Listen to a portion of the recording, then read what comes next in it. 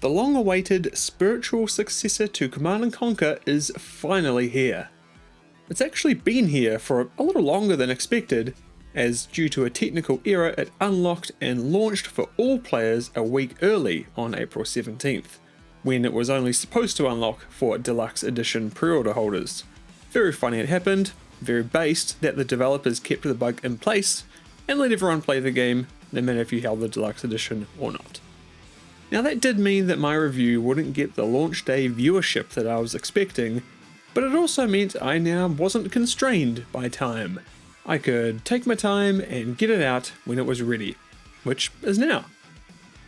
But before we get into it, you should know that previous to this video, I've taken part in 2 sponsored marketing campaigns for Tempest Rising. The first in January and the second just a couple of weeks ago. I was paid to make both of these videos, and I had the opportunity to also provide feedback to the developers based on playtime with early builds. This video is not sponsored, and no one has seen it before its publication, but I understand your position if you consider my coverage, and by extension this review, biased. I just want to be upfront and make sure you're all aware about my history with the game before we get into it. Okay, so let's get into my review of Tempest Rising. Let's start with the options menu and technical side of things before we get into the game itself. Tempest Rising includes a ton of options to tailor the game to your liking, including some welcome accessibility settings, like colorblind modes, multiple languages, a UI scaler, and more. There's also full key remapping, classic mouse controls, and a bunch of other control-related options that will allow you to have Tempest Rising play just how you like it.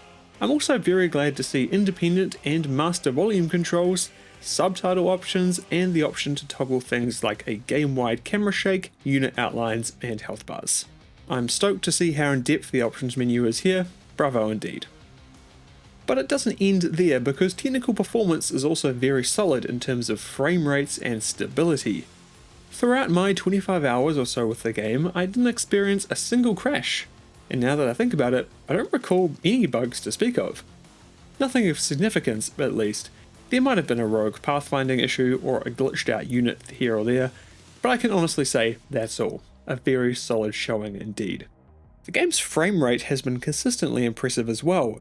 In terms of options, you get a lot of settings to mess with to tune the game to your liking, including things like DLSS, XeSS, and FSR upscaling on compatible GPUs, frame generation where applicable, a resolution scaler, frame rate limiter, as well as an option to play the game entirely in DirectX 11 instead of DirectX 12 if you're running into any compatibility issues. The system requirements are fairly benign, asking only for a GTX 1060 and a 7-year-old Core i5 as a minimum. For reference, my system consists of a AMD Ryzen 9 3900X, 64 gigs of RAM, and a GTX 1080 Ti, and I've been running the game at medium-high 4K with just a little bit of FSR upscaling for good measure, and I've been maintaining a solid 60 plus FPS even when things on screen get pretty hectic. I'm confident in saying that if you've got a half-decent system from the past 5 to 10 years, you'll have no problem playing Tempest Rising. For a bit of fun, I also tested this on my ROG Ally, and I've got the one with the regular Z1 processor, not the more common Z1 Extreme, and I was able to pull a solid 30 FPS with some, let's say, creative manipulation of the settings, and with the Ally set to its max 25 watt power mode. It was a little rough, I'll admit, but if you can handle these more cinematic frame rates, then it's absolutely still a playable experience. And if you've got the more common Z1 Extreme Ally, or any other more powerful handheld, you'll be able to get way closer to 60 FPS and probably even higher. You can see here that my GPU in the Z1 Ally was getting completely pinned with the CPU not doing much work at all, so it makes sense why I wasn't able to get much better frame rates. The only way I could get my frame rate higher than 35 to 40 FPS was enabling Intel's XeSS upscaling on its most aggressive settings, and that added up to an experience that I just don't think any of you should play. Lastly, you obviously won't be playing this game with the inbuilt controller, as Tempest Rising is not available on consoles and it does not support any controller of any sort. I will say too, if you want to play just with a Bluetooth mouse, there's no way to skip the intro cutscene because the on-screen keyboard doesn't have an escape button. So if for some reason that's going to be you, just keep that in mind. You will have noticed by now that Tempest Rising looks fantastic. I reckon it's one of, if not maybe the best looking RTS game of the decade, maybe even longer. Not exactly sure if I want to fully commit to that, but definitely is up there as well. You may disagree with me thanks to personal preference, which I totally get, but you can't disagree with how much effort has obviously been put into almost every aspect of the game's presentation. And everything from models to effects, animations, 2D graphics, cutscenes. As I said in my first ever video on Tempest Rising, this game seriously brings the sauce. They have not skimped in any department. I really like the art style that they've gone for here. It's realistic without being boring, stylized without being too out there, and the scale, which is something I have a particular sensitivity to in RTS games, see tiny helicopters in Empire Earth 2, feels right on the money. Unit combat is especially hard-hitting, and it's exactly what I was hoping for. Cannon and artillery fire have a serious thump to them, and when you get a Tempest infusion thrown in for good measure, with some of the Tempest enhanced weaponry, it's particularly great. I'm also a really big fan of the unit designs here across all three factions. While we haven't seen the full roster of the third faction, who are only in the campaign so far, what I have seen is very cool indeed. Both the Dynasty and GDF share some great designs that mostly reference the expected modern military tropes of tanks, APCs and infantry. Where they get more exciting though is in the tail end of the tech tree, with things like the GDF's deployable trebuchet heavy tank, and the Dynasty's voltaic tank and Tempest sphere commanding your attention on the battlefield. In classic Command & Conquer inspired fashion, the building animations are also super cool and a much appreciated inclusion. Both factions have unique animations for all their buildings, and honestly, I could look at them all day. They've clearly been improved quite a bit since my first impressions back in 2023, where I did have a few gripes with them, so props for that. You've even got details down to things like ejecting shells from heavy turrets. That's pretty darn sweet. The only things that I can really complain about with the visuals are the fire effects, particularly the flamethrowers, which I've mentioned before. They're just not white enough. Just look at Command & Conquer 3 for perfect RTS flamethrowers from the Nod Flame Tank. The excellent presentation extends to Tempest Rising's two types of cinematics. There's the ones that give context at the start of a mission, and the briefings you have with your commanding officers in both campaigns. While yes, a little part of me does miss Command & Conquer's classic full motion video cutscenes, I think aping those could really easily come across as just cheap and cringe and maybe just bad, so I totally understand why they went with CG here. Luckily, the voice acting is great, held up by a small but robust cast, including what I'm almost certain is the XCOM voice guy. We have routine Tempest harvesting all over the grid, but some of the lights are going out. Welcome back, Commander. So before I wrote that, I actually did really think it was the XCOM voice guy, but looking into it, I am sad to report it is not the XCOM voice guy, but damn do they ever sound similar. I find it very funny how a couple of the characters who talk the most have conveniently placed face masks to save any lip syncing work, but honestly, I respect it. Work smarter, not harder, and all that. If there wasn't time to do it right, this is definitely the next best option. That's a small complaint, and overall, the sound design is very, very good. And it's held up mostly by the soundtrack, which is an absolute slapper. Damn, it's good. It features music from a few different composers, including Command & Conquer legend Frank Kilpacky, and not only is there a ton of songs, but there are so many bangers in here that it's hard to keep track of them all. I legitimately think that as time goes on, this soundtrack will be remembered as one of the best in recent memory. And maybe even of all time. Like, I need to sit with it more, but damn, it's flipping good. Like, have a listen, it is really, really good.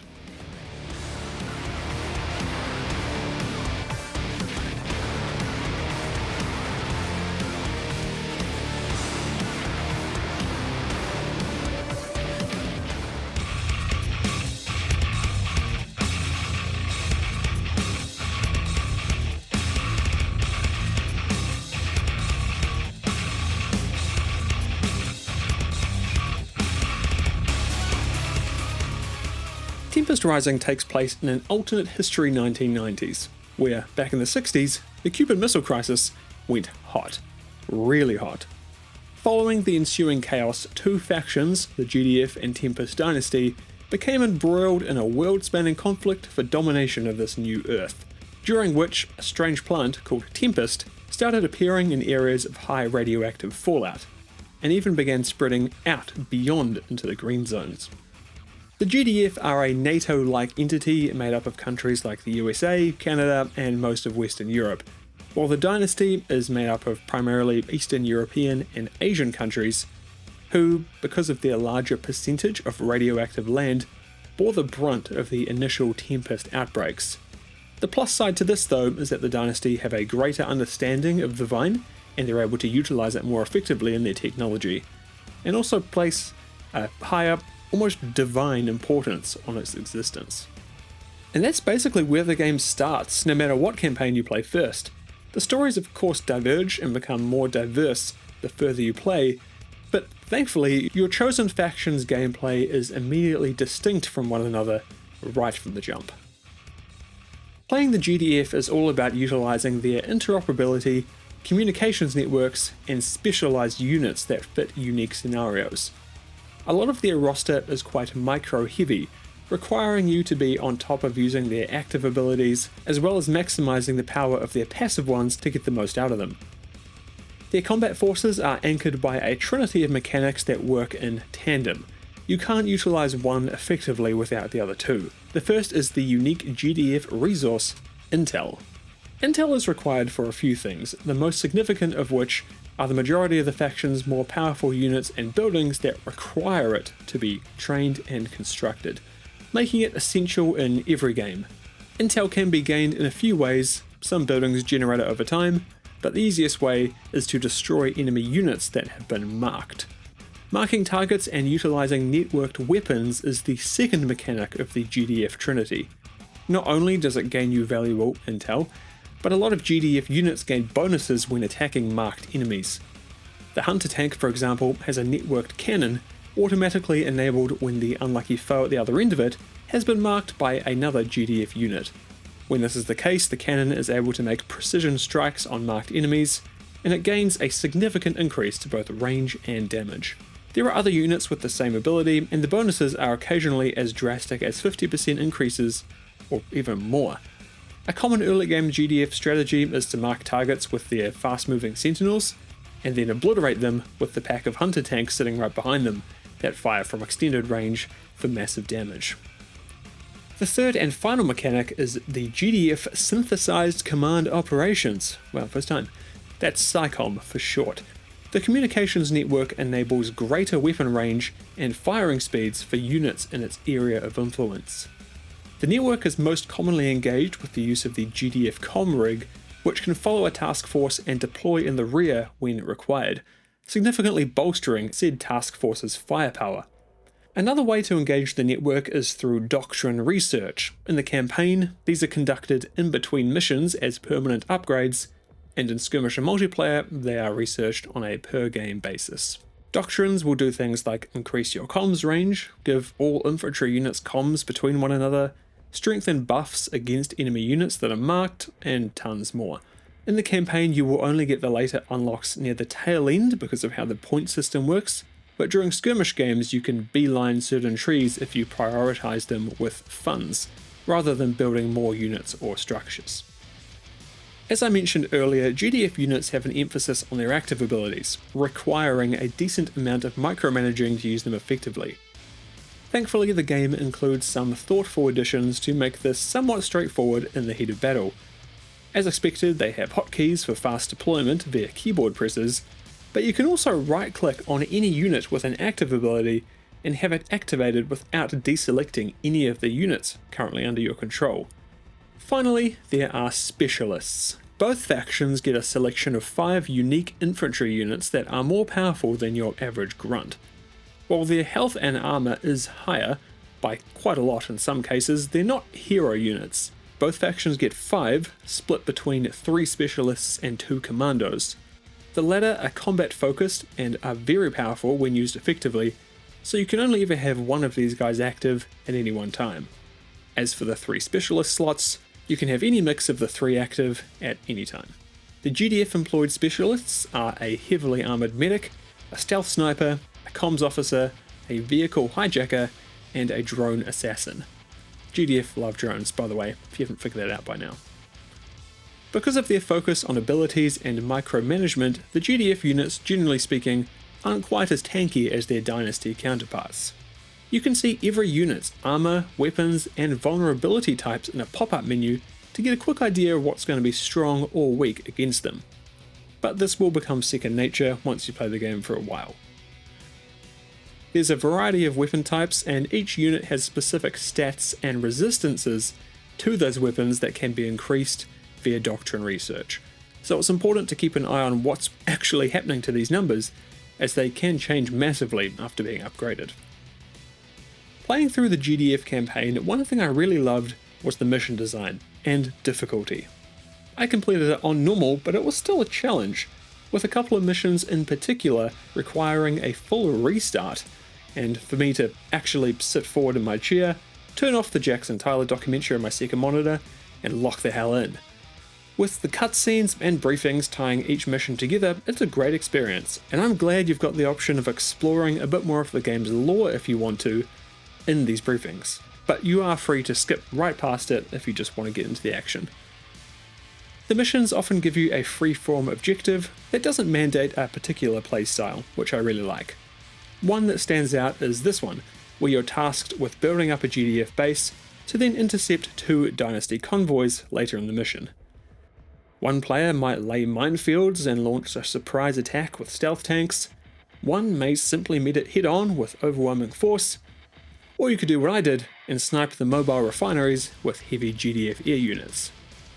Good times all around, no matter what your choice. One last thing I want to commend here is the inclusion of a big chunk of side objectives in basically every mission. Not only do these often make your life easier, as taking out Dynasty satellite bases for example will reduce the number of forces they send at you, but it also rewards you with requisition points that you can spend in between missions to upgrade your forces. Plus they're just straight up fun to do, which always helps. Moving over to the Dynasty campaign, you can expect a similar setup but with a different parallel story and presentation style. There's a new roster of characters, one of which inherits that mask of less animation work from the GDF campaign, and overall they're solid in comparison to that campaign, though I think I prefer the characters from GDF. I wish the Dynasty were maybe a little more unhinged, or had some unique trait that made them stand apart from their Defense Force counterparts, because aside from the vaguely Eastern European accents and the fact that everything is red, they don't really feel any different to the GDF. Except for this guy, of course. Bloody Mr. House looking ass. Again, the mission variety is solid and the mechanics of persistent ability unlocks and doctrine upgrades remain, albeit with a different selection of them to keep each one distinct. Unlike the GDF, the Dynasty aren't as micro-heavy, instead relying more on powerful individual units to do the talking. The Boar Heavy Tank, for example, has a much stronger damage reduction stat than its closest GDF counterpart, and is also naturally resistant to Tempest Charge, a debuff that builds up on most vehicles when they travel over the resource. The Dynasty specialists are totally unique to their GDF counterparts and reflects their faction style. Like the GDF, there are 5 options. Here we've got a machinist who repairs vehicles within a set radius, a line officer to support infantry, an anti-vehicle sniper, a classic stealth commando who can call in an airstrike, and an unexpectedly named combat heavy commando called the physicist. The Dynasty is different in other ways too, and I love how both factions feel very distinct, in more ways than one. Even just in resource harvesting, the GDF get the classic tracked harvester with a refinery to deposit at, but the Dynasty have a refinery vehicle that can pack up and deploy to wherever the Tempest may be, reflecting their lore as a faction who can utilise the resource more effectively and efficiently. Once the vehicle deploys, its 4 wheels break off and harvest the Tempest from the fields, to then return to the mothership, drop off the supply, and head back out. This has interesting gameplay implications in ways that aren't immediately apparent. For one, the Dynasty generally has a more consistent supply of Tempest, because they don't just have one single harvester that blows its load, so to speak, all in one go. Instead, the 4 smaller ones provide a smaller amount each, but they come back to base more often. Having these smaller micro-harvesters also means redundancy. Losing one doesn't lose all your harvesting potential, as it would for the GDF if your Soul Harvester was sent to the Shadow Realm. The Dynasty also functions differently in how their bases work.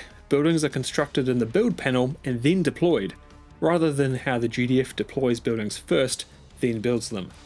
This does mean it's harder to build multiple things at once, and you can just forget that you've got a completed building sitting in your side tab, but the upside is that buildings can't be attacked while under construction. They also feature an upgrade system, another unique feature, that applies to the headquarters as well as individual production buildings. The Dynasty upgrades don't just function as technology ladders either, because they also come with a secondary bonus depending on the building. Barracks get a unit healing infirmary, machine shops get a turret on top, etc. Kinda reminds me how you could add turrets and other stuff to construction buildings in Supreme Commander 2. Weird reference, but hey, that's what it reminded me of. Lastly, I'd be remiss if I didn't mention distribution mode, an ability of Dynasty power plants that overdrives buildings in its radius to produce units at an accelerated rate. It's a strong ability, but it does come with a downside, that being it kind of destroys the buildings that use it over time.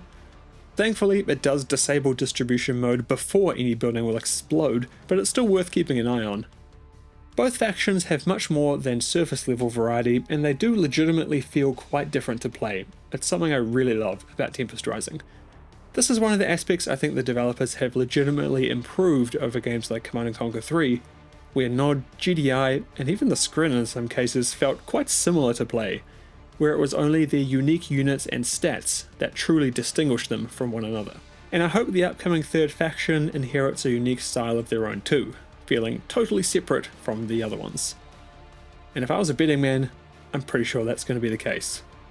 Because, speaking of, now, slight spoilers for the third faction and the end of the campaigns here, so go to this timestamp if you don't want to see or hear anything about what happens. Okay, here we go. So near the end of the campaign, we of course see the Veti appear, indiscriminately taking out GDF and Dynasty forces alike. So I thought it would be fun to take a look at a few of the units that do appear in these missions to see what we might be able to expect in their forthcoming DLC. Or patch, update, expansion, whatever it ends up being. Based on these descriptions, it seems like one of the unique mechanics the Veti will have at their disposal is something called subjugation. It seems to be an effect that builds up on enemy soldiers, to the extent that when a soldier who is subjugated dies, it will become one of these enlightened units, a Veti drone who will swarm enemies in a melee frenzy. There's synergy here too, with one of the Veti specialists, the Shepherd, being able to cause these troops to detonate upon death. Sounds like a pretty powerful effect considering their focus on melee. The Shepherd also has a mass enlightenment ability and seems to be a powerful frontline combat unit with its high health and Tempest weapon that's strong against infantry and structures. Another one of their specialists is the defensive focused Aegis, who's strong against vehicles and air units and may employ a type of shield to boost the defensive power of allied units. Now onto the Subjugator. This looks like the Veti's mainline vehicle equivalent to the GDF Hunter and Dynasty Boar. It fires missiles that are strong against vehicles and air units, and produces its namesake on enemy infantry to create more of those enlightened units. The last two examples I have here are very interesting because they are nothing like what we've seen before from the GDF or Dynasty. Now, providing these aren't just campaign-only units, and I'm hoping that's the case, these will be very interesting indeed to deploy in skirmish and PvP games. The two units in question are the ground-based War Ender and the aerial Vimana? I think that's how you say it. The former is a massive walker with health that's much higher than anything that the other two factions have to offer. In fact, it's over double the Dynasty's Tempest Sphere. It's a combat mech with huge damage output at both range and close quarters, and in the campaign it's essentially a mini-boss that appears a few times. So again, I don't know how these are going to be balanced in multiplayer. Maybe they take a commando slot, and as such, only one could be built at any one time? I'm not sure, but what I am pretty sure about is that that won't be the case for the other unit, the Vimana Flying Fortress. While this thing is massive and hugely capable, With the health of a Tempest Sphere and abilities to subjugate enemy troops and deploy moment vehicles, whatever the hell those are, it doesn't seem to be as huge of a threat as the War Ender. So seeing a few of these on the field at once I don't think would be hugely unbalanced, especially considering how powerful dedicated anti-air units are in this game. I'm very excited to see the full Veti roster sometime soon. They seem really powerful and the campaign hints at them being able to deploy like entire bases in seconds. Whether that extends to PvP, we'll have to wait and see. But you can be sure that when I know more, I will let you guys in on it ASAP. Tempest Rising includes online PvP via matchmaking and custom lobbies, including a ranked mode that came online on the game's original release date of April 24th.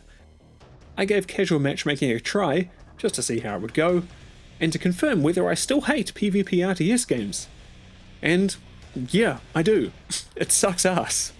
Nothing against Tempest Rising's implementation of it, PvP just ain't for me, man. But there are other ways I can enjoy multiplayer, but unfortunately, these aren't perfect either. Because while the core of it is solid, thanks to the faction designs and overall gameplay, I have a significant gripe that some of you may have already discovered for yourself. Now, I am glad it's included of course, but having it exist is kind of a baseline. What I am not stoked about is a lack of maps, and more importantly, its limit of only 4 players per game. 4? Man, what is this, 1999? Actually, no, not even, because even Tiberian Sun supported up to 8 players in a multiplayer game. I've heard rumours that this, as well as the game's 200 unit population cap, is a limitation of the game's engine, which is allegedly the same issue that developers of Command & Conquer Generals 2 were running up against, creating that game on Frostbite. Keep your eyes on the channel later in the year for more information on that one, by the way. Boy, that video is going to be a good one.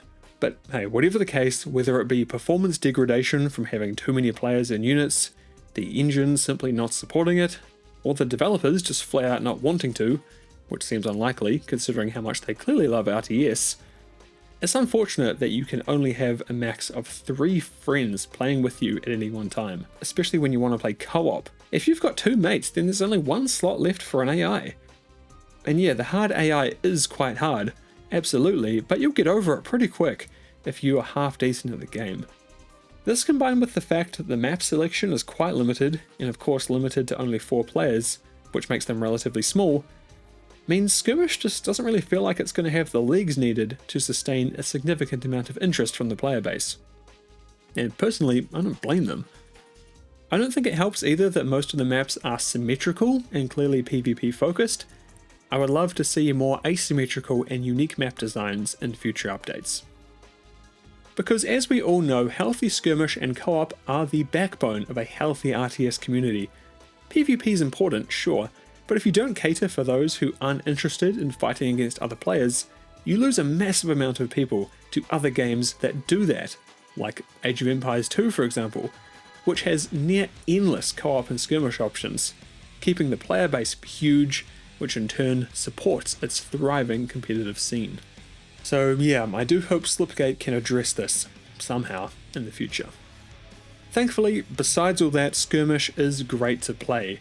It obviously upholds the faction strategies and mechanics from the campaign, but it gives you all the units to play with and doctrine upgrades from the get-go. And look, okay, I don't need to explain how Skirmish mode works to you guys, you know how it goes.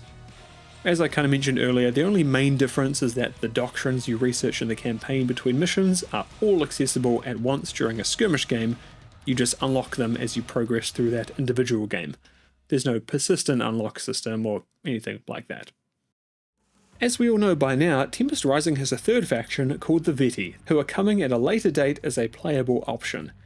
Seeing how much of them are in the campaign, it definitely seems like they're pretty far along in their development pipeline, and I'd expect them to be available, hopefully as a free DLC, probably within the next month or 2 would be my guess. I'd also love to see them come with their own independent campaign, not only for gameplay reasons, but also for them to explore their history and lore further, because it's quite interesting, and a lot of it is left unanswered in the existing campaigns. Now I get that things cost money to make, nothing's free in this world, so I wouldn't be against something like a paid DLC for the campaign, but a free DLC to play the faction and Skirmish and multiplayer. That's a pretty solid middle ground, I think, and I would be there day one putting money down for that campaign. The faction does look very different to the GDF and Dynasty, and based off their unit descriptions and actions in the campaign, I think we're in for a significant shake-up of the existing formula.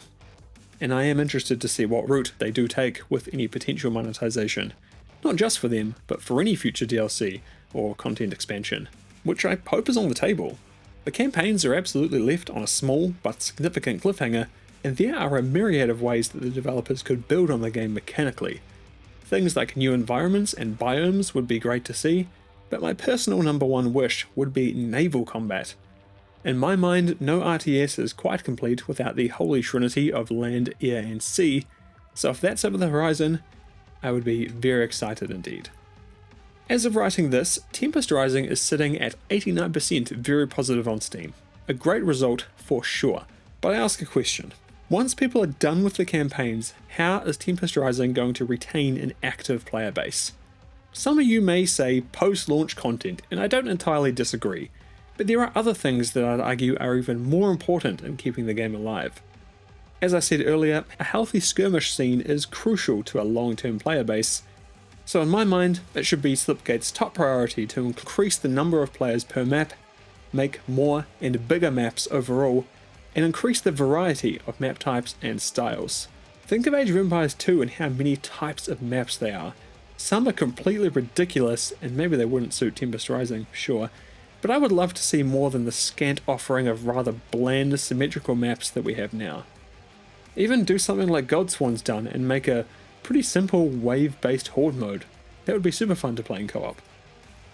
They could even add an editor and Steam Workshop support in order to enlist the community to bolster its selection. Hell, why not pick the top rated maps every month or two and rotate them as official maps in the game itself? It'd get map makers more invested and help keep co-op and multiplayer alive. Like, this doesn't have to be a purely charitable endeavour either. A more engaged and persistent player base means more people who are open to buying DLC and other post-launch content down the road. So yeah, it's kind of a win-win for everyone, and I hope it happens. You know it, I know it. Tempest Rising is a banger. Slipgate have knocked this out of the park. It's a fantastic homage to the classics, while still being an excellent game in its own right that doesn't feel out of place in our strange modern-day gaming landscape. It doesn't just ape its predecessors, it builds on them, and it's confident enough to present itself in a way that I think will stick with people long after they put it down. The soundtrack, presentation, just the production value of the whole thing, it's wonderful. Gameplay wise, it met my expectations and then some. While I hope for the day when naval units will enter the fray, what's here in the two current playable factions is varied and exciting. And they, along with some great mission design, make for two excellent campaign experiences that are absolutely worth the price of admission. Unfortunately, I was, as you know, let down with the skirmish side of things. I gotta be perfectly honest here, the lack of maps and maximum player count of 4 is absolutely going to kneecap this game going forward, once people finish up with the campaigns and look to see what else it can offer. Like, I wanted to play this with the folks in my Discord, but with only 4 players, it's just not feasible. We usually have half a dozen to start with at least. Even if only a couple of other people show up, it's only one spot for an AI, and it's just not going to work. Without workshop support for people to make custom maps, or an increase in player count soon after launch, I fear Tempest Rising will lose the eyes it deserves as players slowly but surely filter out to other things. Because right now there is simply not enough to hold them here after the campaigns. But all that aside, I am excited for the future. The third faction looks like it's going to be a blast, and I'm hoping, as I said, for naval units, but also for potential continuations to the campaign, considering where the story's left off. Despite its skirmish shortcomings, I absolutely recommend Tempest Rising, especially if you're like me and place a lot of value on the campaign experience. There's easily enough here for a solid 20 to 30 hour romp, with more available if you want to crank the difficulty or replay missions for 100% completion. It's not often we get a truly high budget banger of an RTS like this nowadays, so I'm very glad to say that after all this time, Tempest Rising delivers. Thank you so much for watching. especially if you've stayed right to the end in a review of a game that came out 3 weeks ago. If you've played Tempest Rising, let me know your thoughts in the comments below. I would love to hear what you think. And if you'd like to support me in what I do here, consider joining up via YouTube memberships or Patreon. Normally there's a shout out at the end here, but for technical reasons, long story, I don't have it in this one, but it will return in the next one. Again, thank you so much for watching, and I will see you next time.